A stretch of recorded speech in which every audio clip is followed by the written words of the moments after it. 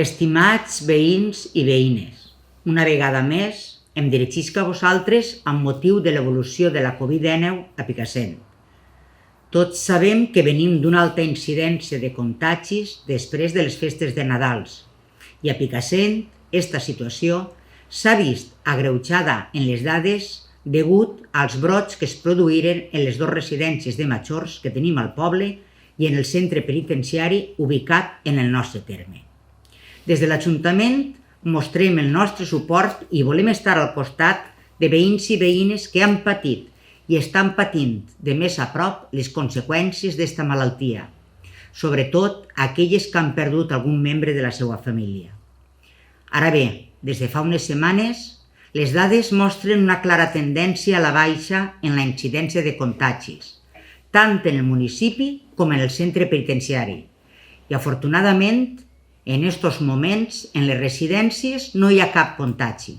A més, a hores d'ara s'ha completat la vacunació de tots els residents i el personal sociosanitari que els atén. Esta favorable tendència que es veu a Picassent i a la Comunitat Valenciana en general no té que relaxar-nos, sinó més bé animar-nos a continuar en les mesures que marquen les autoritats sanitàries. Hem de mantenir la calma perquè venen dates molt assenyalades, com la del 8 de març, que enguany no podem celebrar el Dia de les Dones com ens agradaria, però pensem que hi haurà més anys per a celebrar-ho com cal. També estem a les portes de la no tradicional celebració de les falles. Després d'una reunió mantinguda amb la Junta Local Fallera i els presidents de les comissions falleres, compartim aquesta decisió perquè la salut està en xoc. I més endavant, si la situació de la pandèmia ho permet, celebrarem amb molt d'orgull la nostra festa per excel·lència valenciana, les falles. No oblidem que en els pròxims mesos tenim altres celebracions com la Setmana Santa, la Pasqua, comunions, bodes i altres esdeveniments. En les nostres actituds està poder celebrar-les. Per això, disculpeu que insistisca tant, però pense que és necessari no oblidar d'on venim. Responsabilitat i molta precaució amb els contactes vos demane, perquè no podem tornar a caure. Està més que comprovat que després de la celebració d'unes festes es produeix un brot. És per això que ara ens trobem en un moment clau per tal d'evitar una quarta ona. I de segur que totes i tots volem disfrutar d'un estiu molt més tranquil que el de l'any passat. Un altre motiu per a començar a veure la llum al final del túnel és que la vacunació va a un bon ritme en el poble.